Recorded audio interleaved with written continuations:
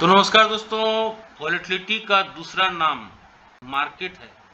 अगर ये कहूँ तो ज़्यादा बुरा नहीं होगा। अब ऐसा क्यों बोल रहे हैं? वॉलेटिलिटी का दूसरा नाम मार्केट क्यों है? अब ये देखिए एक्सपायरी का दिन का खेला किस तरह हुआ है।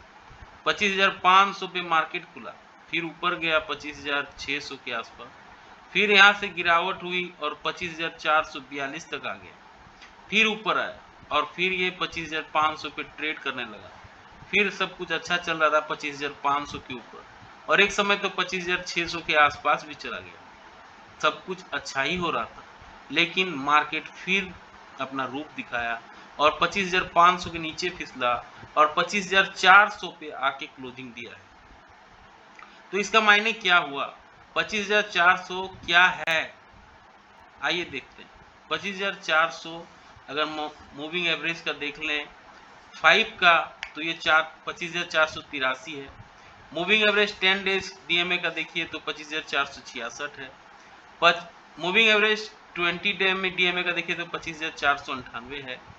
और मूविंग एवरेज 50 डीएमए का देखिए तो 461 है। अब सवाल उठता है 400 पे आ गया है, क्या रणनीति अपनानी चाहिए? मार्केट क्या कहना चाह रहा है? आइए समझते हैं उसके चार्ट से। इससे पहले वीडियो देख रहे हैं तो लाइक शेयर सब्सक्राइब कमेंट जरूर करें। अगर आप देखें गिफ्ट निफ्टी फिलहाल के लिए तो तगड़ा तेजी दिखा रहा है कि 60-70 पॉइंट ऊपर हम खुलेंगे। हालांकि डॉ जोन्स, एसएनपी, नैस्डैक में हरियाली है, एफटीसी के डेक में हरियाली है और अच्छी खासी हरियाली आधे % का। देखिए हांगकांग का मार्केट थोड़ा सा प्रॉफिट बुकिंग हुआ है, लेकिन चारों तरफ हरियाली ही दिख रही है। एफआईडीआई के आंकड़े को भी देख लेते हैं। एफआईडीआई को देखिए, एफआई रेगुलर बेच रहे हैं। 1481 करोड़ उन्होंने आज भी बेच दिया। 1333 करोड़ डीआई हमेशा बाइंग के मूड में रहते हैं जब एफआई बेचता है, तो जरूरी भी है एडजस्टमेंट करने के लिए। पुट कॉल रेशियो देखिए घट के 0.74 पे आ गया है और वॉलेटिलिटी भी आपको इसमें दिख रहा होगा किस तरह से अपसाइड, डाउन साइड, फिर अपसाइड और फिर डाउन साइड। इंडिया विक्स 12.39 पे आ गया है। तो इतना चीज़ तो सब कुछ अच्छा दिख रहा है, लेकिन फिर भी कुछ तो गड़बड़ है, और वो गड़बड़ क्या है आइए देखते हैं निफ्टी के चार्ट से। ये 1 आवर का चार्ट है। 1 आवर के चार्ट में क्या दिखेगा आपको, आइए देखते हैं। लेकिन इससे पहले मंथली चार्ट पे आते हैं। ये देखिए 25,400 पे आके खड़ा है। इसका मायने क्या हुआ?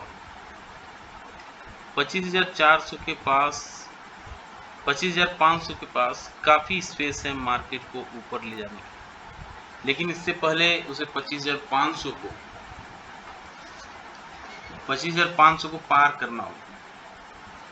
जब तक ये 25,500 पार नहीं होता है, बड़ी रैली हमें नहीं देखने को मिल सकती। अब इसका रीजन क्या है, ये चार्ट खुलने पे ही दिखेगा। लेकिन फिलहाल दूसरे जगह से हम देखते हैं किस तरह से निफ्टी परफॉर्म कर रहा है और किस तरह से मार्केट उसे पढ़ रहा है। तो निफ्टी चार्ट को हम ओपन कर ले रहे हैं। अब यहाँ पे आप देखेंगे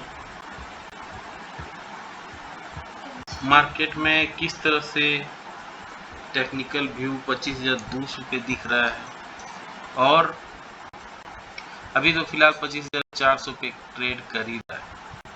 तो bears could gain more strength if Nifty disably breaks 25,200. India VIX, the volatility remained in the lower zone, keeping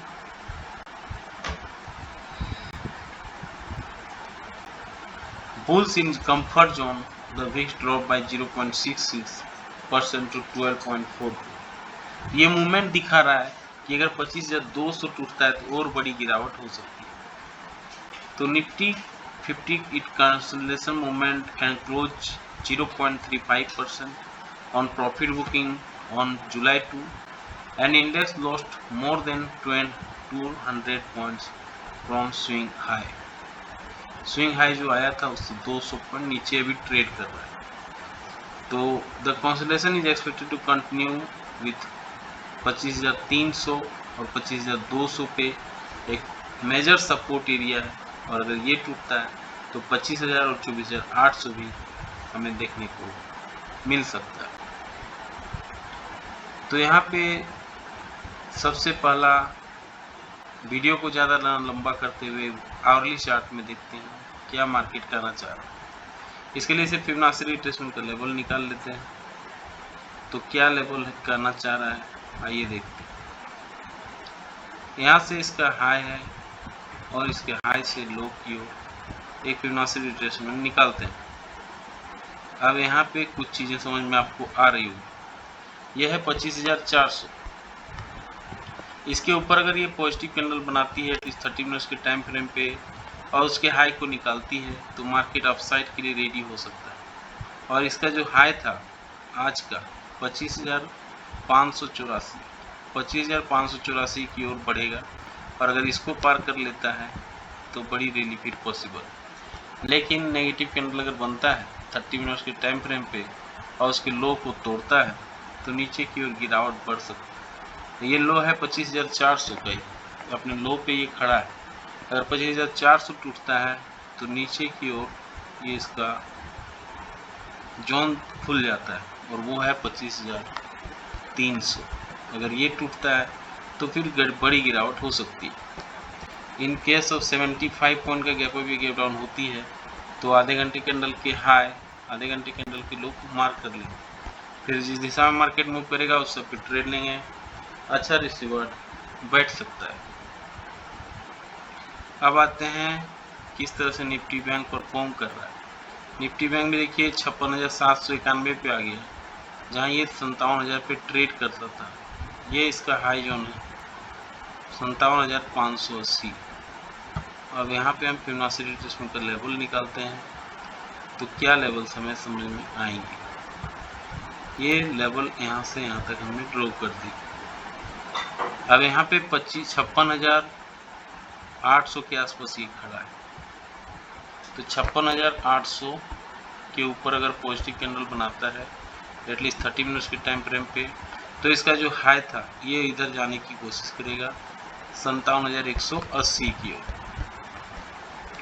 in case of negative candle बनता है, नेगेटिव कैंडल का लो टूटता है तो नीचे का जो लेवल है 56,800 ये आपके लिए खुला हुआ है, और उसके नीचे 56,600 का भी लेवल है जो आपको देखना चाहिए।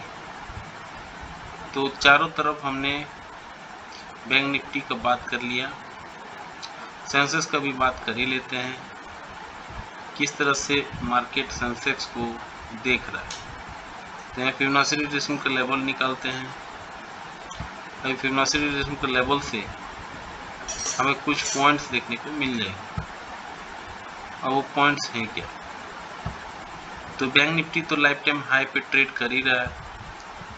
अब यहाँ पे देखिए सेंसेक्स की बात आते हैं तो 83,257 ये लेवल है जहाँ पे ये प्रॉफिट बुकिंग कर सकते हैं, लेकिन 83,257 नहीं की। इसके ऊपर अगर पॉजिटिव कैंडल बनाता है एटलीस्ट 30 मिनट्स के टाइम फ्रेम पे तो इसका जो हाई था 83,851 की ओर ये बढ़ेगा। In case of negative candle बनता है, नेगेटिव कैंडल का लो टूटता है 30 मिनट्स के टाइम फ्रेम पे तो नीचे की ओर ये लेवल हमें याद रखना है 83,200 अगर टूट जाता है तो गिरावट और बढ़ सकती है। तो कुल मिला के हर एक चीज़ों को हमने देख लिया, समझ लिया। कैसा लगा जानकारी, लाइक शेयर सब्सक्राइब कमेंट करके जरूर बताएं। मिलते हैं फिर किसी और वीडियो में, तब तक के लिए जय हिंद, वंदे मातरम।